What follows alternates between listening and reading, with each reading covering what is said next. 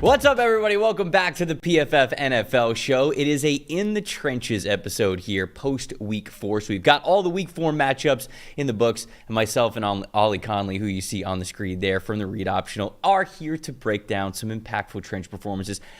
Some of them, of course, like we're going to reference what they did in Week 4, but Ollie, I feel like it's that time of year where we've got a large enough sample size to where, okay, maybe not definitive statements on what players are going to be for 2024, but we're seeing some trends, either good or bad, and we're going to dig into a handful of those, some of them more individual, some of them more, granular when we look at offensive lines in general for teams and kind of recognizing some ups and downs for them. But how you doing today, my friend? Yeah, and we're at that great point in the year now where people can start to really lock in on individual tendencies of players, and you start game planning around a left.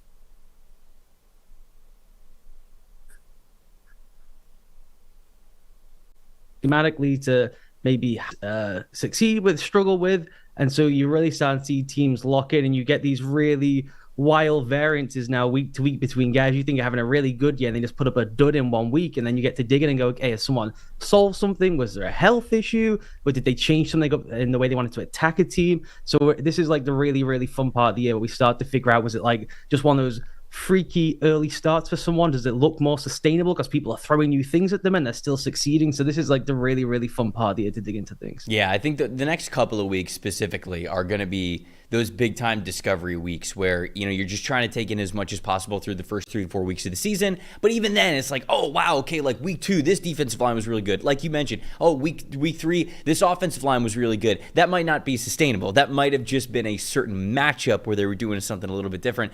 One team that I do want to start off with and talk about here is the Denver Broncos. They're 2-2 on the season. They were 0-2 to start, and people were already booking them to have a top 5 pick in the 2025 NFL draft. All of this season's going to be terrible. The offensive line, the most expensive offensive line in the NFL, not playing well. Bo Nix was struggling through his first couple of games. The defense wasn't up to par the way that we thought that they could be playing.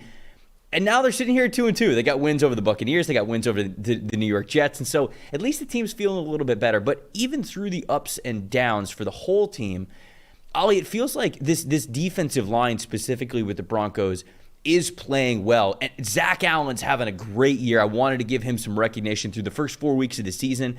He has been a big addition to that Broncos defensive line, and I think they've been able to work a lot of things through him. But when you have watched this Broncos defensive line, I don't think it's gotten enough credit for them being 2-2 now on the season. We like to talk about the flashy positions, obviously, Sean Payton being the head coach, the narratives around Bo Nix as the starting rookie quarterback. But it really is, it's this defensive line that is giving them a higher floor on the defensive side of things. So when you looked at the Broncos defensive line, what have you thought about this unit overall? Some things that you love, maybe some things that you don't, some individual players, everything like that. I feel like they deserve a little bit more of a deep dive here.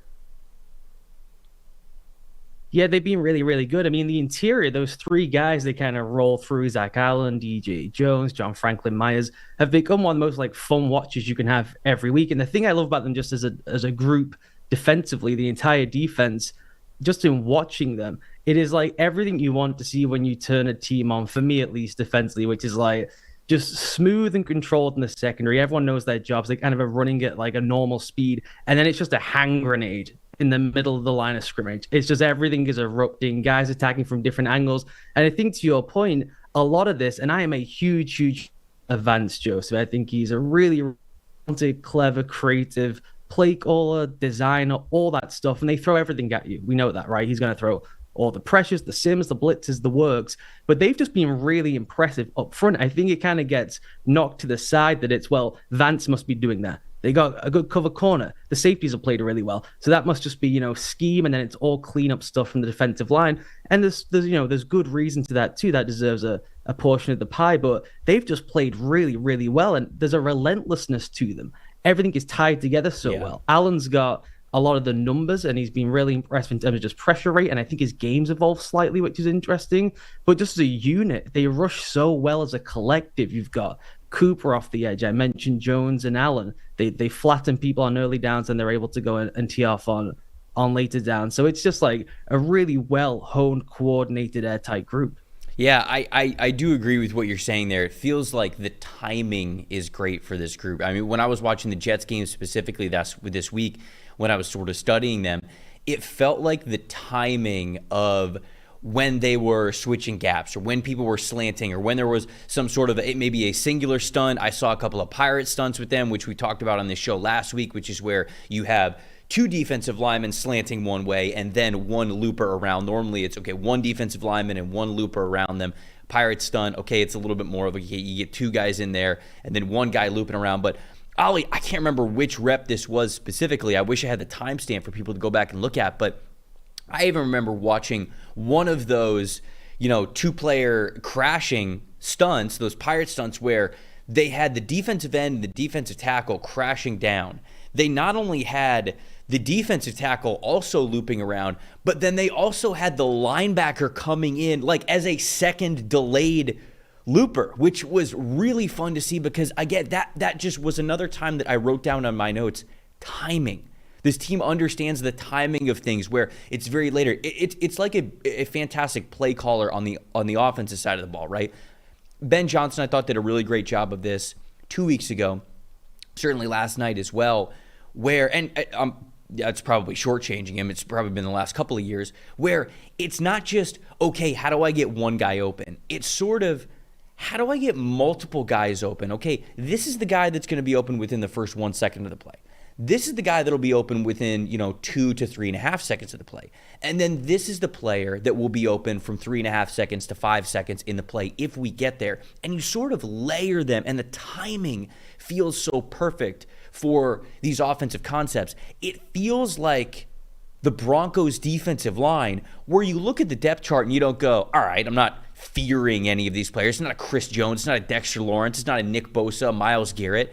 Their timing is so great and their chemistry is so great together that it really is just a great group that is a collective, which I'm glad that we're shouting out here, because I agree with you. What they are doing feels so in sync. But have you watched Allen specifically? Because he's the highest graded player of the bunch, and they're using him all over. I mean, they're using him from a 0 technique all the way out to a 5 technique. They have no fear. He's wearing 99 in the elbow brace like he's J.J. Watt out there, right? And so I think that maybe they're trying to get into psychological warfare of people maybe thinking that Watt's back because he's got similar size in the jersey number. But what have you thought about Allen, and then just what his presence is kind of doing with this defensive line overall? Yeah, he's just so fun to study. I mean, you get just some reps where he just dump trucks people. He's got a little slipperier, I think, as he's played more in the league. And it's interesting because when Vance Joseph brought him over from Denver, he was like, this is the guy I need to come with me to make this thing sing. And when he was in Arizona with him, his kind of main job was just occupy bodies. They would move him around the formation slide. They would get him off the ball. He wasn't truly a real disruptor. It was like, use your size, your mass, your tenacity, your effort. Just try and draw doubles wherever you can post-snap. We're not worried about it pre-snap. No one's doubling to you pre-snap, Zach. We get it. But like you said, we'll slant you, we'll move you, we'll pull you around the arc to try and get it. So you just command two people with your effort, intensity, and intelligence, and then we'll just get free runners based off your movement. Whereas now, he just is a guy who wins one-on-one. You go through some of the pressure rates individually in one-on-one matchups. In his final year in Arizona, it was 8.9%. Mm-hmm. That's not really something to sing about. That's like good, fine, we get it. He's a cog in our kind of defensive machine, and he works for us. It's a great team player for us. They paid him like he should be slightly better than that, but it made sense for that coach. Now, this season, that's up to 15%. And what's really impressive with them is, for all the fun stuff they can do in the blitz game and the sim game, they've just been a really effective group with a 4-man rush, which I had no expectation of coming into the season. I thought that, yes, you could get it to work. They could be a good defense because they can do really cool things schematically, and he's got nice pieces to fit what he wants to run. I did not have a belief that when it got to 3rd and 8, 3rd and 9, if they wanted to, they could just tee off and go, and they'd be able to have this kind of pressure rate that they have this season. So it's really impressive. I just want to come back quickly to what you mentioned before, because it's a really brilliant point. We've seen teams all around the league now. They have to figure out, right, we've got these quarterbacks who like to move. So they run these designs they call it a multi-progression passing game, essentially. You put 2 different route concepts to each side of the field. This one's a quick game side. This one's more of a slower developing play. So if you move, it's not just like a freak out scramble drill. You're moving with your feet into a secondary concept that, develops down the field. You're seeing this more and more as defense have to approach how do you attack those kind of things, right? We saw this first with Lamar. We saw it with Mahomes, of getting these layered pressures and these layered designs. But it just takes so much discipline and effort from the players and the buy-in. And when you have the kind of blitz rate that Vance Joseph has, which I haven't checked this week, but I think it's still 50%, somewhere around there. I just checked right here. They're 3rd in the NFL in total blitzes called. So whether it's 50% this past week, they obviously are a team that blitzes quite a bit. Yeah. So the expectation that if you're at the line of scrimmage, Aaron Rodgers, they had 50-yard dropbacks. He's trying to scan and figure everything out right. He's running the play block down a ton. Is you just expect all that thing to rip off the ball right away. So much of it is pretty basic, like double mug presentation. It's not really wild things in terms of the how it sets up and aligns pre-snap. You just expect that thing to be bang, bang, and I got to go, right? You're not expecting it to be, okay, one drops, one comes, and then here comes a loop around the edge. But wait, the interior guy's looping around the other interior guy, and now I've got a really big guy right in my face where I'd like to climb through. So the point you made about the layering of what they're doing is really impressive stuff from the coach, but it is, to me, like, that is like all fun and games on the whiteboard. If those guys haven't got it timed right, you mentioned the chemistry, aren't just playing their asses off the ball to like command the double so that then you can get a free runner moving. It's just all working so well in sync right now between staff and players. Yeah, I think that when people talk about certain coverages, that I think people are getting better at identifying things like, okay, we're playing man on the top and then we're playing zone on the bottom, right? I mean, so you're sort of splitting the coverage in the play because you like that matchup maybe on the top, you like more numbers on the bottom, whatever it is. And so you're almost splitting coverages. And I think that people are recognizing that a little bit more, explaining that a little bit more. I don't often hear that with defensive line play specifically. And to what you said, if Joseph, who the more pieces you have attacking the pocket, the more creative you can get, right? You don't just have to just say like, okay, just everybody run in a straight line, numbers game, we're just going to beat them outright, which they've been able to do. I think to your point, there's a couple of guys on the team that have above a 10% pass rush win percentage. Zach Allen would be one of them. John Cooper's another one. I think DJ Jones is the other one that's right around 10%.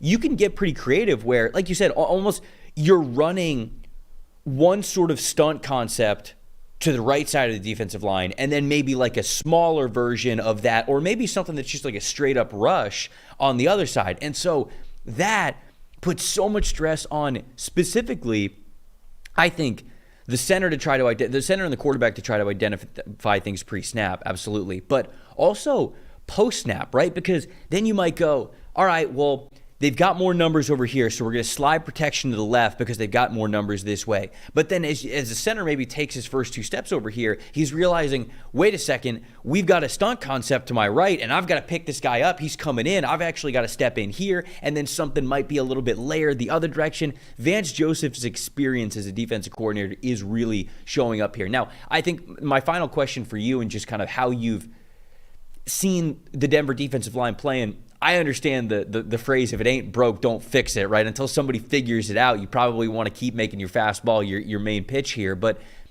are the Broncos, do you think, going to stay as blitz heavy as they are right now? Because I looked it up and I wondered, if they're blitzing so much, but I actually like what they're doing a lot with the front four, is maybe their coverage grade a little bit lower? Are they going to say like, hey, I think maybe we could blitz a little bit less, we can win more with our front four that are there, allocate a little bit more resources to coverage, but they're actually a pretty decent coverage team as well. Now, I know week 4, it was a downpour, so it's not like Aaron Rodgers was throwing all over the yard, and so obviously you're not going to have great coverage. You're not going to have bad coverage grades when the other team can't really complete a pass.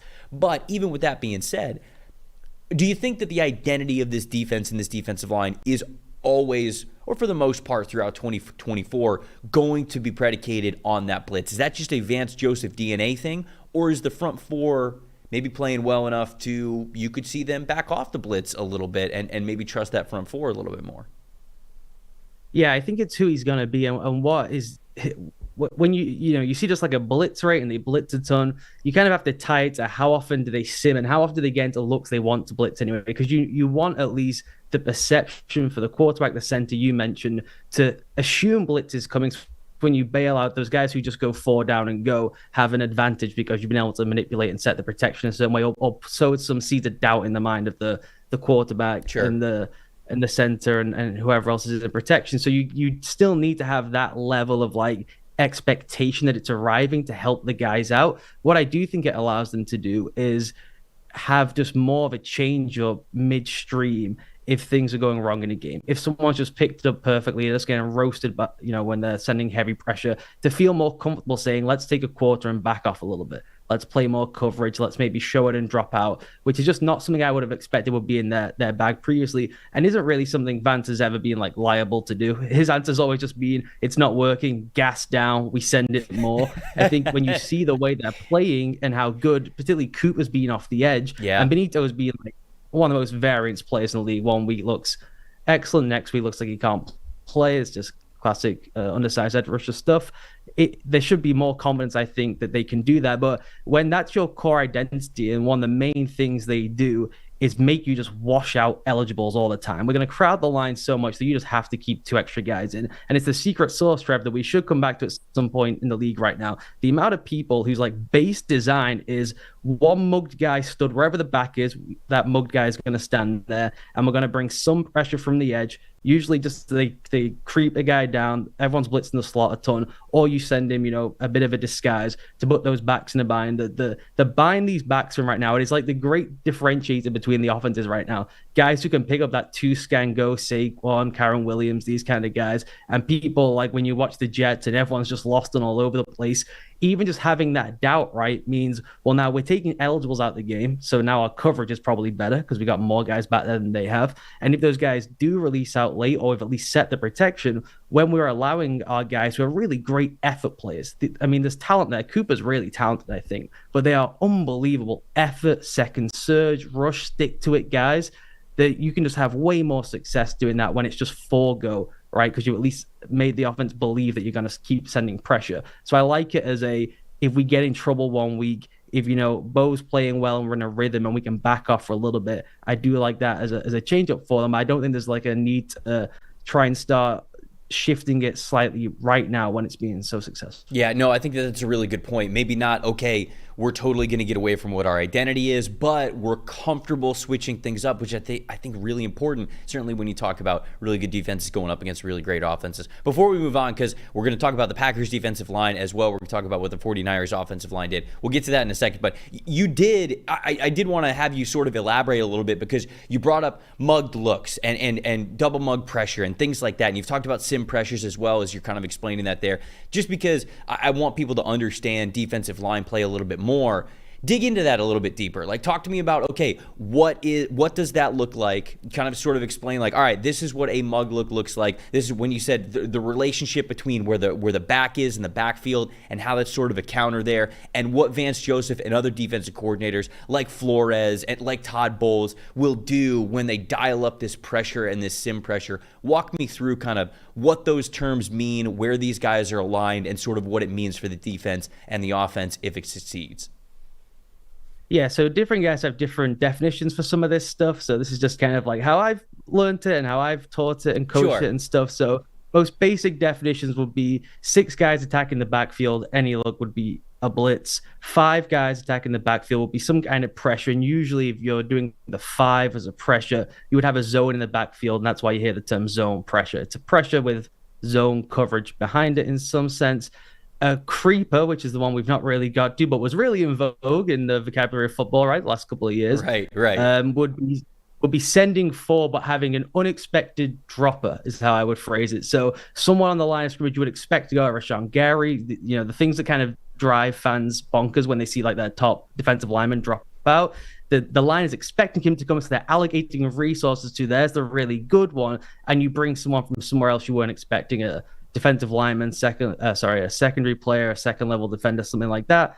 A sim pressure is when you crowd the line of scrimmage with 5 or 6, and you really try and sell like we're setting the blitz, and you drop some people out, and you end up just with 4, but it could be 4 from anywhere in the 5 or 6, right? So it could be defensive back, linebacker, 2 down linemen. So you're simulating like you're going to bring all the heat, but you actually don't bring it. But because the offense has to allocate for it and either keep backs in, keep a tight end in, set their protection a certain way, then you've won that kind of numbers game there, and you bring 4 guys from different angles or from different levels. So that's that.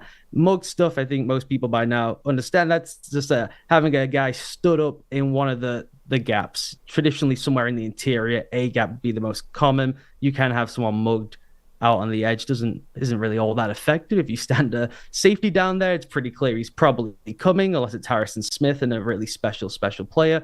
And the main thing that's happening now with the mugging, which I think is important for people to know, it used to be back in the day, right? If you mugged someone, they were either just going or dropping. That was kind of like the classic way of doing it. They're either blitzing or they're dropping into coverage. The way teams are using it now is by where you set the guy mugged is you can set the protection for the offensive line. There's not a ton of rules in the NFL around how you set protections, essentially, right? You're the sliding, you're manning. It's a really small menu of how you actually set protections in the NFL. And as a defensive coach, you can get a real read by just studying how they respond to certain situations. Who's mugged where? Is it a good player? Is it a player they're not that worried about? Do they have a great center or a rookie center, right? You can get a real tendency tell based on the mug stuff. So by setting the protection yourself by the alignment of the mug backer, now you can have real fun and say, well, we know they're in a slide. We know traditionally if it's a 5-man line with one mugged guy, they're probably going to go man to man. Well, now when we stunt and twist or we sim pressure or we creep,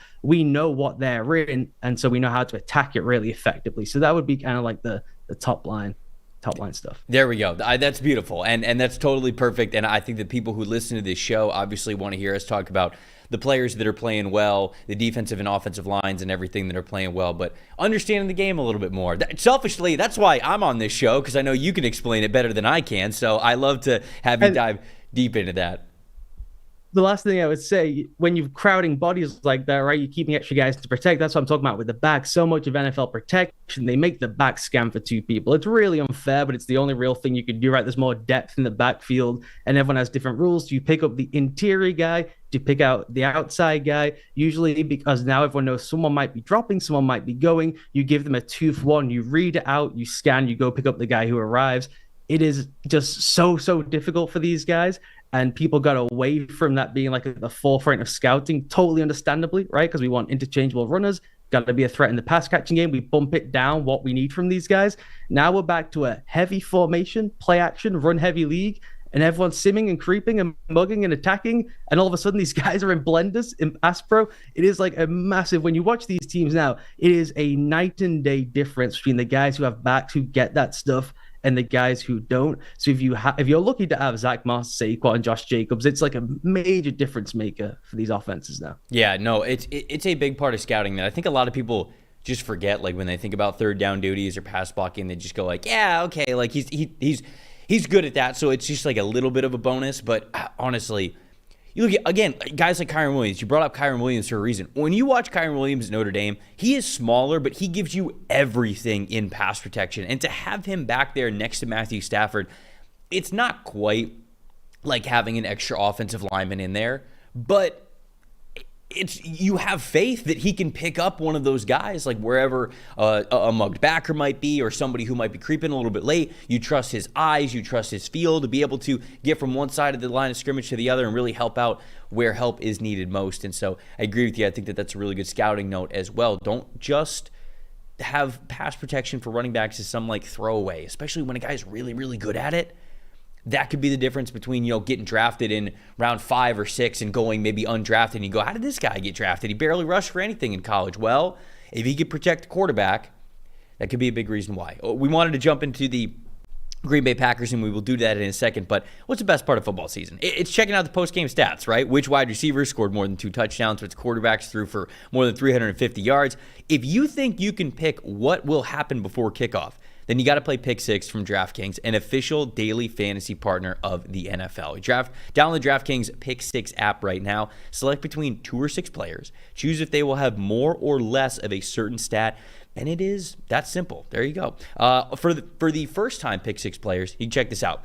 New customers play just $5 on your first Pick 6 set. You get $50 in Pick 6 credits. Boom. There it is, right to the account. More fun to play with and more guesses to have, which everybody loves. Download the new DraftKings Pick 6 app now. Use the promo code PFF. That is promo code PFF for new customers to play just $5 on your first Pick 6 set, and then you get 50 free in Pick 6 credits. Only on DraftKings Pick 6. The crown is yours. If you got a gambling problem, call 1-800-GAMBLER. Help is available for problems with gambling. Call 888-789-7777 or visit ccpg.org in Connecticut. Must be 18 plus. Age and eligibility varies by jurisdiction. Pick 6 not available everywhere, including New York and Ontario. Void where prohibited. 1 per new customer. Non-withdrawable. Pick 6 credits expire in 6 months. Limited time offer. See terms at pick6.draftkings.com/promos. All right, you teased it a little bit there when you brought up Rashawn Gary. We did want to talk about the Packers' defensive line, and we talked about how great we feel like the Broncos' defensive line and their chemistry is coming together. But for as much as there are things to point to in this Packers season that are positives, a defensive line is not nearly as much of a positive as we believe it should be, especially for a unit that has invested so many high draft picks into what makes up their defensive line, including some of their outside linebackers and the edge rushers. What is going on with the Packers defensive line right now? Because when I am looking just at like overall numbers, pass rush specifically, I looked up pass rush numbers. Week 1 against Philadelphia, 55.6 pass rush grade as a team. Week 2 against Indianapolis, 50.0 as a team. Week 3, all right, 75.0. Okay, nice. It's against the Tennessee Titans. All right. And then week 4 against the Minnesota Vikings, 45.6 passing grade as a team. They have a 56.1 pass rushing grade through 4 weeks, which is 28th in the NFL, and just a 26.8 pass rush win percentage as a team as well. Once again, 28th in the NFL. Ollie, it feels like it should not be this way. Again, for as much as they have invested into the defensive line, when you've watched the Packers, what's going on here? What's a big culprit for why they haven't been able to have more success on the defensive line? Yeah, I think it's pretty concerning. And look, there's plenty of caveats you can give. You just reeled off who they've played. Okay, when they play a bad team, it was good. They've had some tough matchups, and there's a new scheme, so there may be some acclimation period there for sure. But when you just watch the tape, there's just not any like juice off the ball, particularly with the edge group. The edge group is the one that I think is most concerning when you go through. I think they're around, when you add up the 4 top edge guys, are around 25, 26 total pressures, somewhere in that realm. That's fewer than Aiden Hutchinson on his own, right? That's just not good enough. With the investment you've paid in these guys in cash and draft capital, it's not good enough. And they've tried to make subtle tweaks throughout the season, but when you just go and watch the Vikings game, they come out of that saying, we want to be a 4-down-and-go team, and we're going to bluff like we're sending pressure every now and then, and we'll send it every once in a while, but really we need you guys to help us take over the game. Okay, that's a tough assignment. The Vikings have 2 really good tackles, right? But you're being paid and we're drafted to take over those games. And it's fun beating up on the Titans with 2 rookies and, lack of talent at certain spots and bringing in basically a whole new group. This team wants to win a title. This team wants to be in NFC contention. And at some point to get through the playoffs, you have to win with a 4-man rush. And you can, look through the numbers of every single year, and it's changed ever so slightly because of what we discussed before, that you can send 4, but it looks like 6 and 7 at the line of scrimmage or what have you. But at the end of the day, you have to have a solid pressure rate with a 4-man rush to get close to playing in the Super Bowl and get through the playoffs. Just the reality. And at the moment right now, their 4-man rushes nowhere near good enough. So in the second half against the Vikings, they're like, we're just going to have to tee off. We are getting lit up. These guys aren't even getting close to Darnold, and he's just sitting back there for days and picking us apart. So we got to crank up the pressure, which is fine until it's not fine.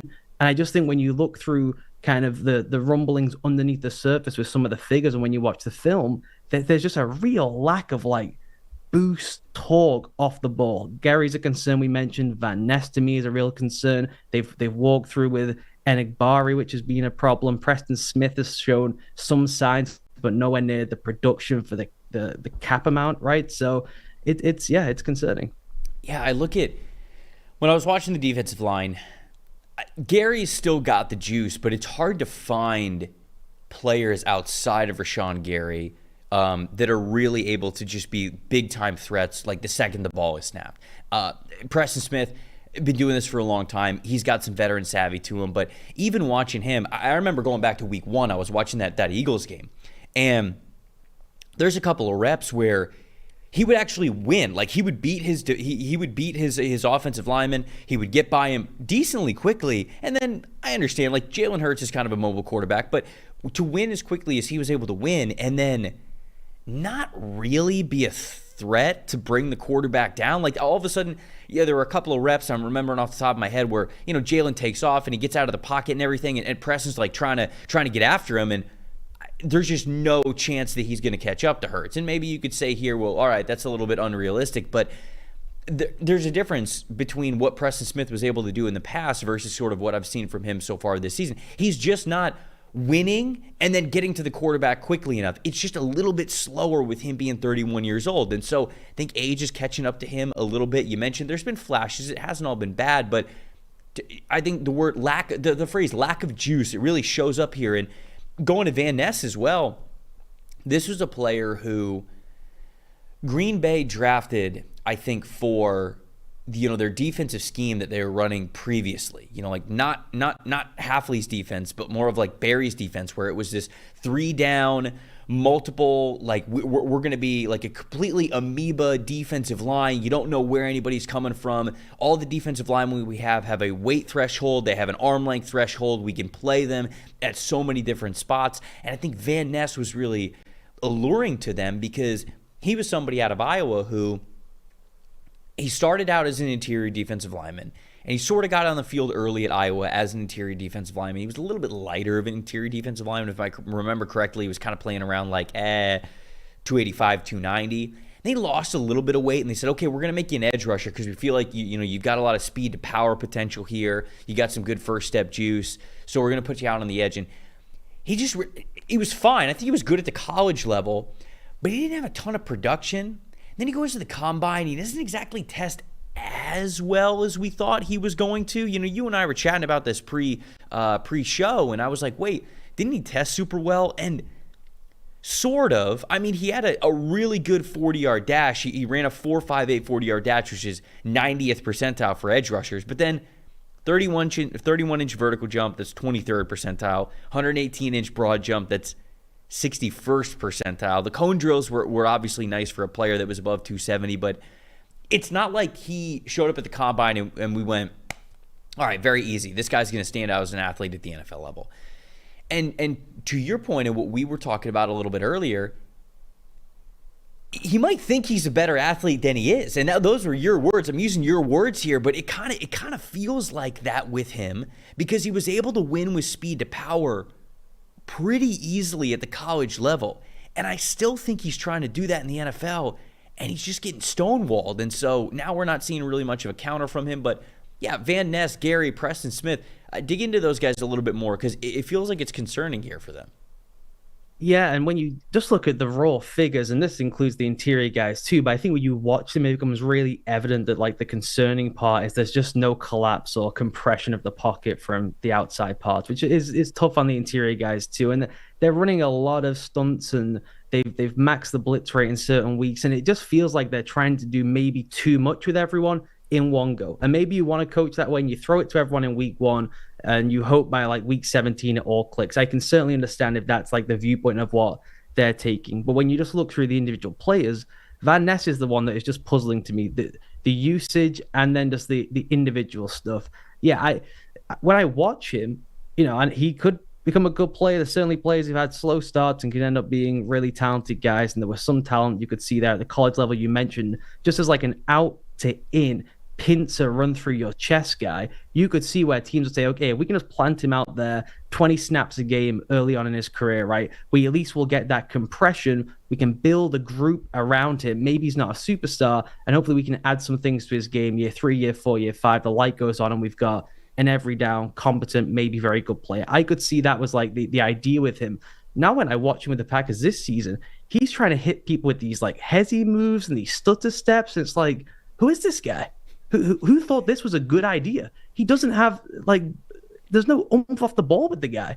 And he's also not, as you said, converting speed to power a way where it's like so concerning. He's trying the other things, I guess, because it's not like he is erupting people when he arrives at the point of the attack. But you would just think it would be so simple with him to say, your job for 20 reps a game is to set wide and run through someone's chest and compress the pocket from one side. And we'll have Rashawn firing off the ball the other way. And so we get speed one side, power the other, and we think we can make the pocket fold.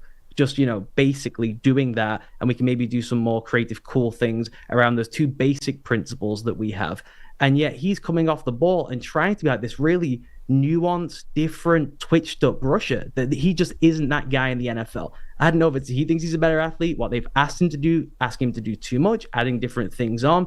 But it just, to me, would make way more sense to simplify his game. The same with Gary. I think that there seems to be maybe a slight physical thing with him. He doesn't look as explosive week to week. He's not getting off the ball to me as quickly as he has in the past. They are asking him to do more than they have done previously when he was at his best under Joe Barry. And I have to admire you for trying to put a philosophy to what Joe Barry was trying to do there for a couple of seasons. Very kind of you for Mr. Barry.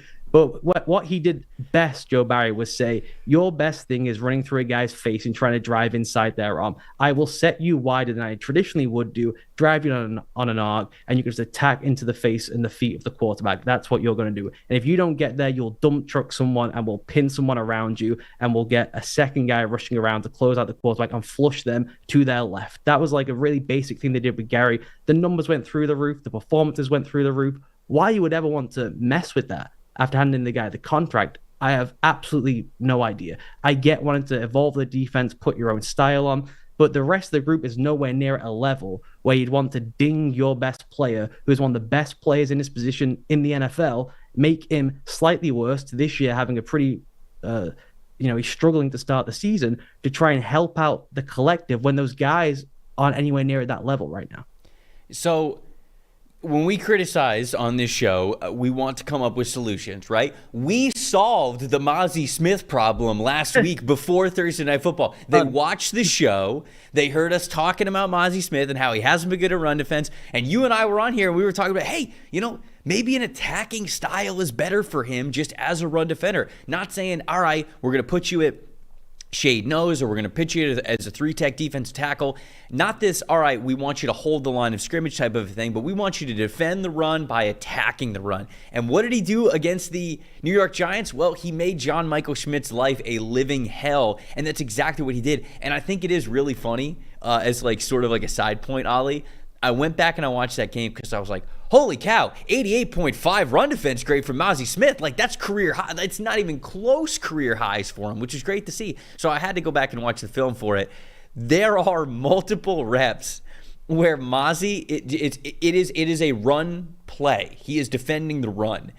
And you can tell he just immediately gets into John Michael Schmidt's, drives him 3 or 4 yards back. Sometimes the running back with the ball is like beyond the play. Like, he's 3 or 4 yards away from him at that point. But Mazi Smith was just like, my job as a run defender is to get this center into the backfield. And it was like, all right, at least we got some progress here. At least you're disrupting things a little bit. But there were snaps where he wasn't even focused on, okay, the ball carrier is actually next to me. Let me stack and shed this guy real quick and go make the tackle. He was so focused on, I'm getting into the backfield. So just as a tangent, that was hilarious to see. But what's a solution for the Packers? Maybe something a little bit different. You just mentioned there, like for Gary, you don't know why that you would change that. Is that something that you just wish Hafley would go back to? Because it's a new defensive coordinator. We're only 4 weeks in. He's kind of figuring this out with this defensive line as it is, and so that's definitely understandable.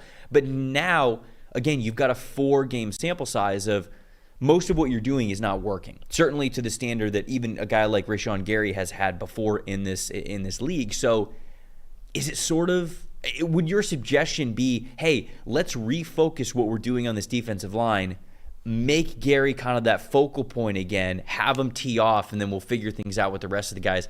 I know it's more of an even front versus an odd front in what Barry was running over the last couple of years, but what's your thoughts there? What could the solution potentially be for the Packers? Yeah, it's tricky because you can't build the pass rush in a vacuum, though it may be the most valuable thing you would want to have. They got issues at corner, so they didn't want to blitz to open the week, right? Because they got issues at corner. They're getting lit up. They're like, well, we're going to have to blitz. They've got real problems at linebacker if those guys aren't blitzing. So that's often why they blitz them so much, because it's like, well, this is the best thing these guys do for us. We need Quaid to be around the line of scrimmage because in space he's having a really difficult time. So, if you start trying to retrofit what you're doing with your pass rush, then all of a sudden you're exposing issues you've been trying to kind of cover up and maximize other players elsewhere on the defense, right? So it becomes really difficult. I do think there is an element of we are trying to do too much. We are trying to be more game plan and scheme based than we are putting our players in a role that like maximizes their skills one-on-one. The first thing I would do, I would just take Lucas Van Ness. I would do the what's the movie thing where they tape the eyes open, and I would just sit him in front of Joey Bosa film, and I'd say for 24 hours a day you watch Joey Bosa film. You can have a sleep on Saturday to get ready for Sunday, because you need to watch this man who spent the bulk of his career, the peak years, and still playing a good level when healthy. It was just half man attack every time. It was either through the chest or rib, and he would just tee off and do that over and over and over again, and you would get negative plays in the run game because that was how he was attacking, but the positives were so good that if we can even get you 50%, 55% of the way there, that is a huge win for us for where it started early in the career. And they got a get-right game. Same thing as Marzi had, right? He gets John Michael Schmidt, unbelievable get-right game for him with just the one-on-one matchup. Same with what they have coming up this week. If there's ever a time to feel like, well, we can probably win one-on-ones, let's simplify this for the week and let's, get everyone's mojo going, this would be the week to try it. I didn't know that we were going to get a Bird Box reference here in this show, but I do think that it's appropriate of, hey, you just watch this film, be this player. So there we go. It's a little bit of a solution for Packers fans who might be watching this. We want to give Dominick Puni and Trent Williams some praise here to end out the show, but before we get to that, this show is sponsored by BetterHelp. As an adult, did you make time to learn new things as often as you like, or do you feel like that was something that could have been lost in childhood? Kids, they're always learning, growing, very natural for them, but as adults, sometimes we lose that sense of curiosity. Therapy can be a great way to reconnect with that sense of wonder. Just because that back-to-school era for you, it can really come at any age. Therapy, it's a really useful tool for getting a better understanding of how your mind actually works, to become more aware of your own patterns, behaviors, how to improve them, all of that. It is useful for everybody, not just people who are struggling with something specific. I know that personally. I've been doing therapy for over a year and a half, and it started as something that I kind of needed help with, but now I go every other week, and it's a great tune-up for me. It's that curiosity of always learning to be my best self. So if you're thinking about starting therapy, give BetterHelp a try. BetterHelp is a convenient, flexible, entirely online way to get therapy that is right for you. You just fill out a brief questionnaire, get matched with a licensed therapist. You can switch therapists at any time, no additional charge. Rediscover that curiosity with BetterHelp. Visit BetterHelp.com/PFF to get 10% off your first month. That's BetterHelp, HELP.com/PFF. San Francisco 49ers really took it to the New England Patriots here this weekend. And on the offensive side of things, we love to talk about the flashy names: Brock Purdy, Brandon Ayuk, Deebo Samuel, George Kittle, an unbelievable play. Again, and not to take anything away from those guys, but what is being done up front with the 49ers has been impressive for the last couple of years. This year is no different, specifically with a rookie who is stepping into that right guard spot in Dominick Puni. Him and Trent Williams looked like the Bash brothers. I mean, they looked like long lost, older brother, younger brother. They were playing really, really well. Puni in this game, 85.8 overall PFF grade. Trent Williams an 84.0. When you were looking at this, these are two guys that you specifically, when I asked you, hey, what do you want to talk about this week? You were like, hey, we got to talk about something where we're giving praise to these guys. And you brought up Trent Williams and that relationship with Dominick Puni. But these guys, it's not as easy to say, oh, they're just kicking ass on one side of the line because, Puni's not playing that left guard spot next to Trent Williams' left tackle spot. But they are really setting the tone on their sides of the offensive line. So when you watch this 49ers offensive line, those guys specifically, what do you want to highlight from their good performances this week? Yeah. Trent in particular, I just run out of things to say about Trent Williams. He's just the best all-around player in football. It's just, there's no way around it. You got Mahomes, you got Josh Allen. No one does their job or craft as well as this guy, other than maybe Fred Warner, who happens to be his teammate playing on the other side of the ball. Yes, yeah. And I remember when I first started scouting, I worked for Ted Sundquist, who was the former Broncos GM, and he always used to tell me, before you go through the college tape, and you would throw me the college tape, be so excited, wow, you can get all 22 college tape, Mike Leach, air raid offense, amazing. He would say, go through 3 players in the pros, take a great player, take a Pro Bowler, take a league average player, go and watch what the talent, technique, effort, requirement, the demands of the pro level are. So when you go to the college game, you can start seeing similar things and similar crossovers going through. And I would always use Trent Williams. And then like 3 years ago, I was like, stuff that. Why am I trying to watch this guy and then watch anyone else? It's unfair to everyone else in the sport. He is the most one-of-one player that we have doing what he does at that kind of elite level. The thing I will never get over with him, we could go on for hours and hours and days about what makes him so special. But what I think some people who maybe aren't watching and breaking down the game don't quite understand with him is the unusual way he wins reps. It's not just that he is a man mountain, which he is, not just that he might be the strongest dude in the league, which maybe he is, not that he's just the most explosive, quickest guy out of his stance to the second level, all that good stuff. He does such unusual things with his hands where he is using moves that would look like how you would as a pass rusher try and beat a blocker to win, to bury dudes, both in pass pro and in the run game. He is using these clubs and these rips and these things that look like how a pass rusher attacks a quarterback to knock down defenders who are just stunned and dazed that it's ever happened to them before. Then I watch on the right side of the line against the Patriots and I see this guy, Puni, and I see him do the exact same move where one of Trent Williams' favorite stun moves is to grab the inside hand with one hand, unbelievable skill this, and to just basically bury in the gut the pass rusher, who then just stops on contact being like, what did this giant just do to me? I can't believe he just hit me like that. It is a stone cold killer that he does. I watched Puni for 2 reps hit an interior guy with the exact same move. And I don't even know how this happened. I was talking to this with you before the show. Trent Williams wasn't in camp. Right. He's not beat. Right. He right. rolled in off the street. I was like, yeah, I'm still the best player in the league. Don't worry about it. Was dominant in week 1, has been dominant since. Puni's playing on the other side in a new position. He played all over the line of scrimmage, right? During college, played guard, tackle, right tackle. Now they're saying go play right guard. I don't think he played a snap of that in college. I don't think so either. So these aren't even the same, like, you know, you would study it in college to learn some moves as a left tackle, you know, Trent Williams things, which I'm sure he probably did. He's the best in the sport.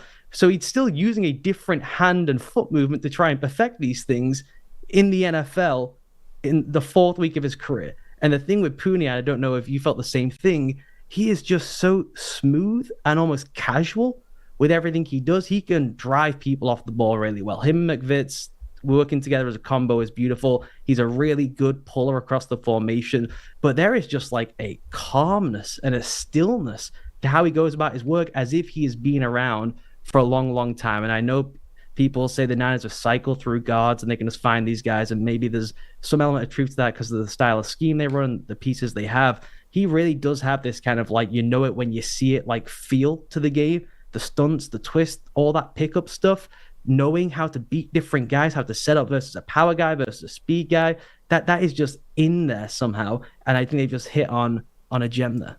At the beginning of what you said, it made me smile because I think about going back to every scouting report you wrote for offensive tackles. They all probably started this. If you watch Trent Williams is like the bar, like, oh, okay, let me watch Trent Williams, and then I'll go to this guy's college tape.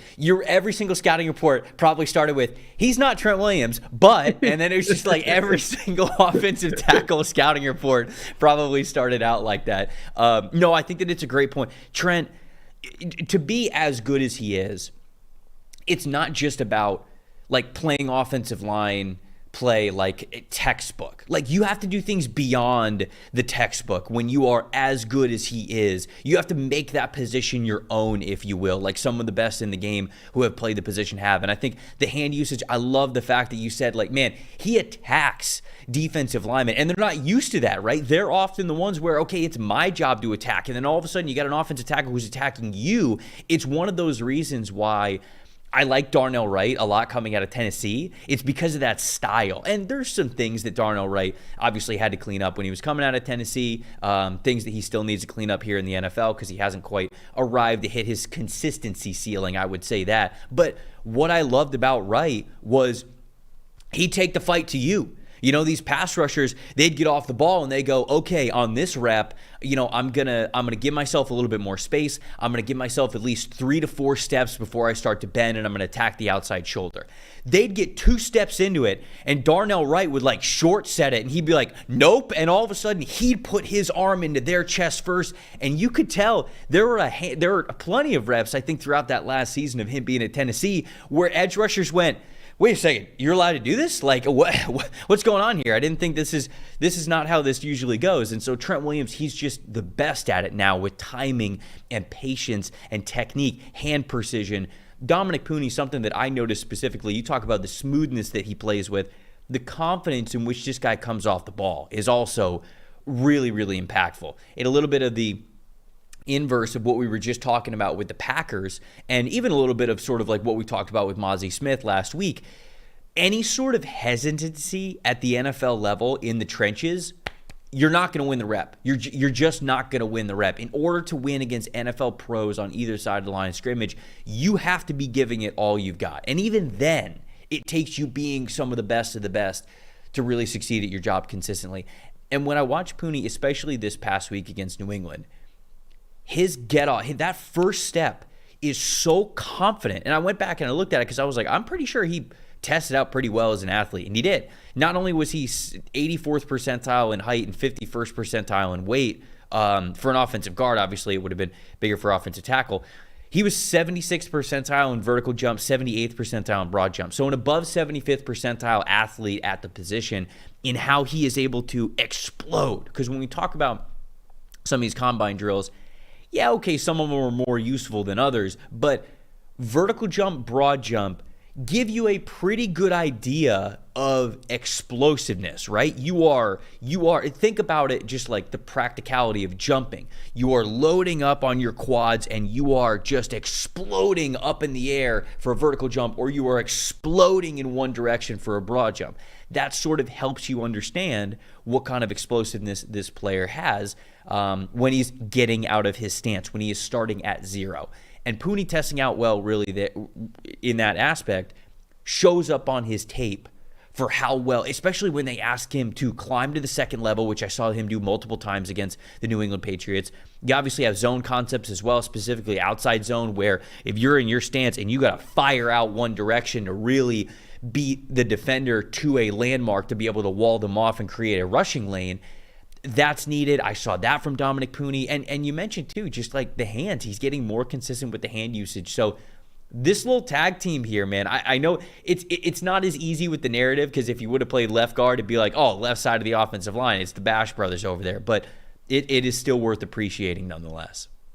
Yeah, it is. I mean, it's probably fun for a coaching staff to have it that way, because the only kind of demerit along the offensive line for the Niners right now is the left guard is Banks. And so at least you have the best player in the sport helping out the guy who's maybe the difficult one. It's nice to have another young guy come along.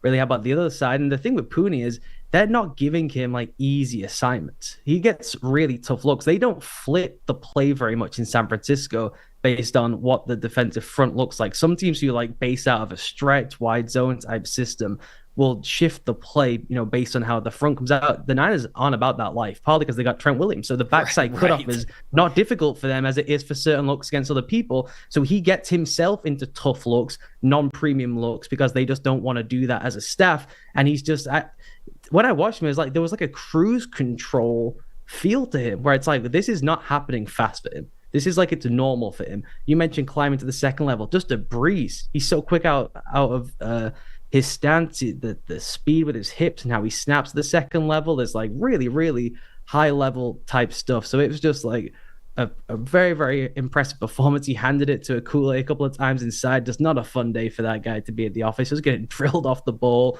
not able to do much in the passing game either. And the thing that was also funny is I mentioned this kind of cruise control thing. There's a great rep that he has where Purdy rips a fastball. I think it's to Juwan Jennings. It's like third and something.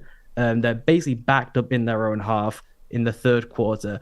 The Pats drop 8, And so Puni's there at right guard. There's a head up nose who attacks Brendel inside. Puni helps Brendel out, being like, I'll help you seal this, no problem. Then he looks around to see if there's any other good play from a young player.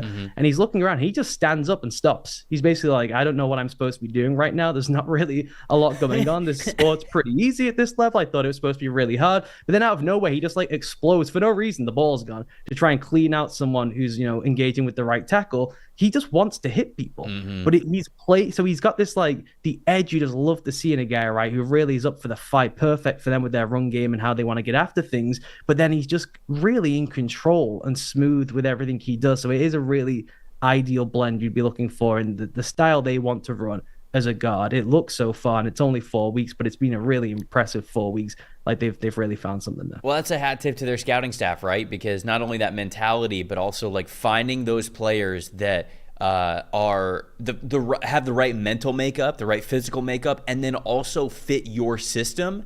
That's when you see guys be able to stand out really early, especially in a spot as tough as it is to do that as the trenches at the NFL level. There we go. Go ahead. Just don't see many guys in the NFL, Quentin Nelson aside, who are like disappointed not to have hit someone on a rep, who are like hanging their head like, oh man. So they're kind of like, oh, I got 1 rep off. I've played, 10 years in the league. It's really painful. It's nice to get a rep off.